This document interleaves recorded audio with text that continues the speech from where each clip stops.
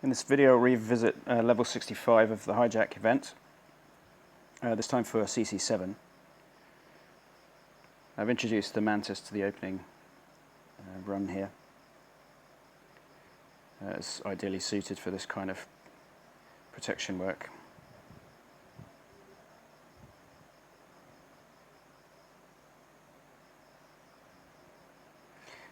We can see also that this week they've updated or upgraded the health for a lot of the larger buildings, and the turret that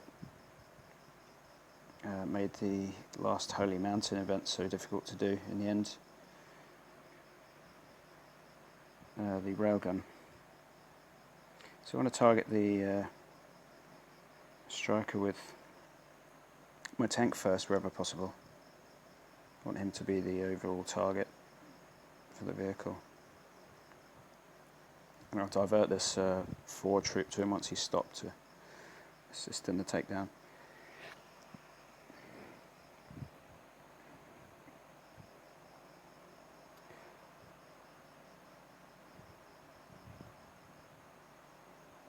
Okay, so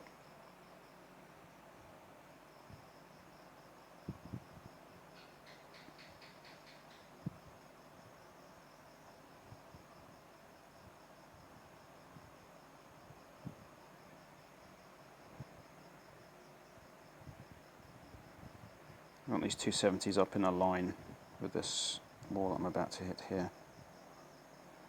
Keeps them out of the way of the railgun below. And directly after that wall's destroyed, target the other one, or even before. You get a little bit of extra splash on the howitzer that way. Let me drive the Merk just to the front of that log there.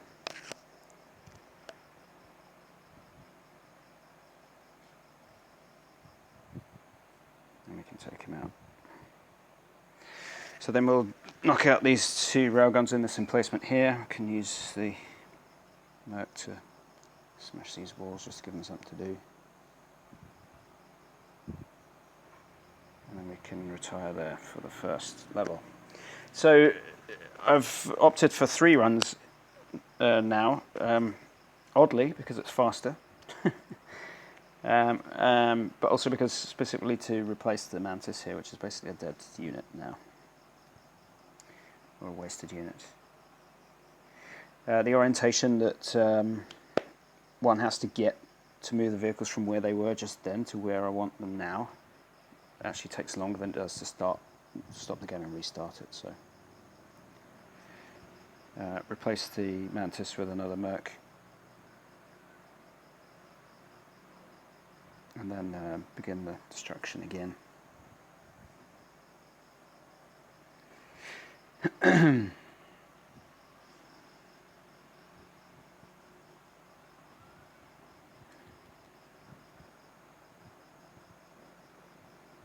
Once all the little odds and ends are destroyed, I'll target all guns on this striker here. You get a little bit of extra splash on the gun from that. And then send the Mercs in, select all, and then you get a pretty tight arrangement to bring as much damage to bear as possible quickly.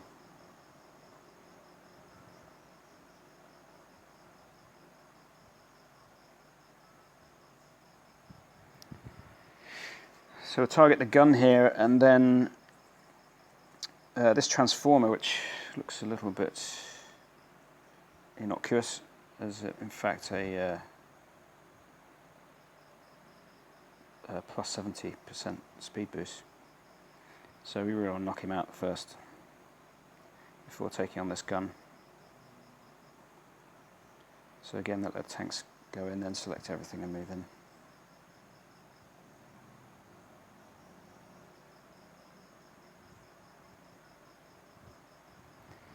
So I'll just target this wall briefly until this tank stops, and then focus everything on him.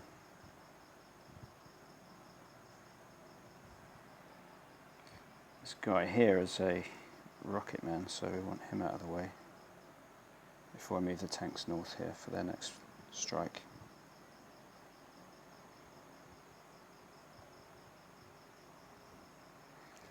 So you focus on the rail gunner here, and it's about now that you can see another example of what's happened with the health of these units here.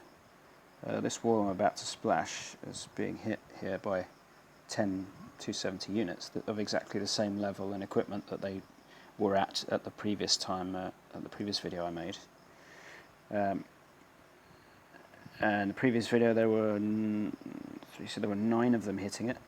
Now there are 10, but when there were 9 hitting it, it was down to 1 block of life left, and now there's between 3 and 4 depending on the rocket cycle that hits them. So I'm going to target these 2 walls with individual Merks just to take those walls down, then focus on this gun and surrender. And that's the end of the second wave.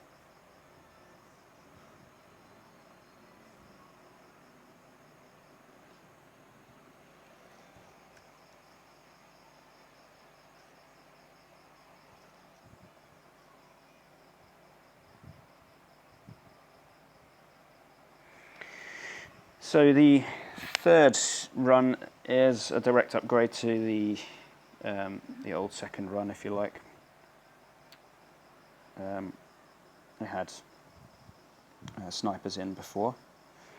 The Zeus for me is a direct upgrade now. Not only are they level 10s, but they also have level 5, level 10 equipment, if you know what I mean. So they've got increased range, which just as marginally longer than the snipers.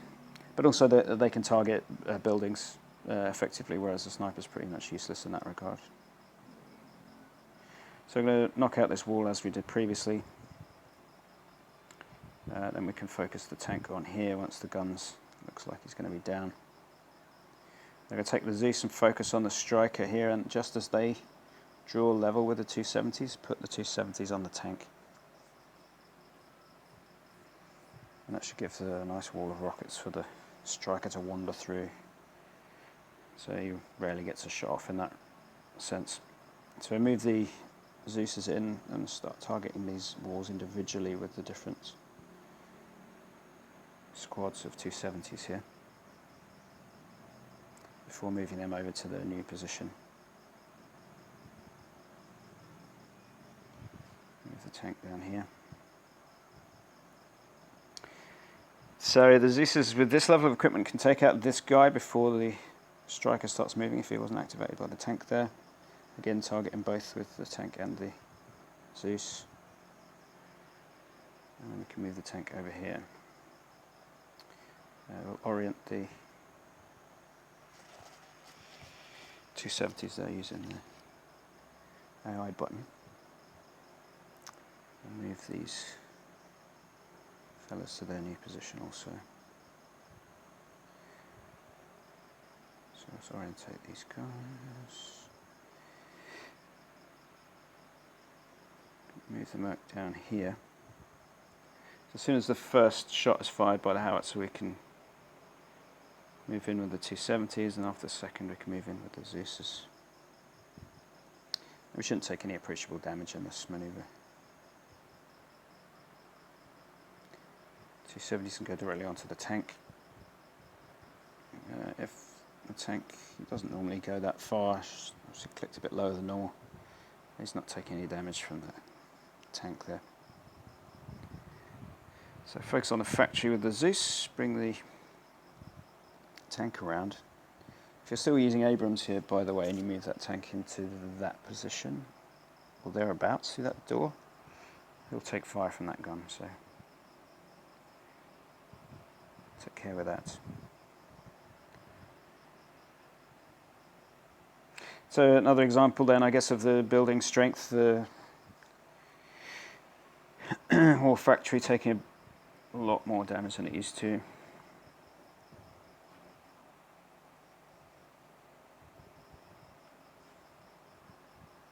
You could bring air units in here, I guess, if you wanted, but they risk a little bit of damage from those recon guys, so I'm not going to bother with that. And there we have it.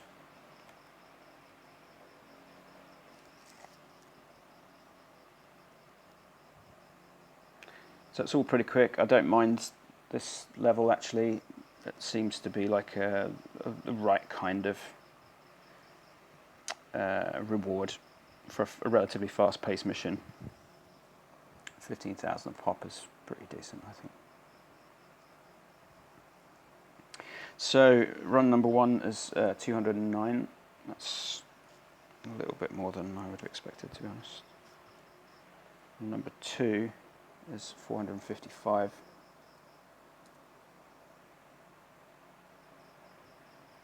And the final run was 122.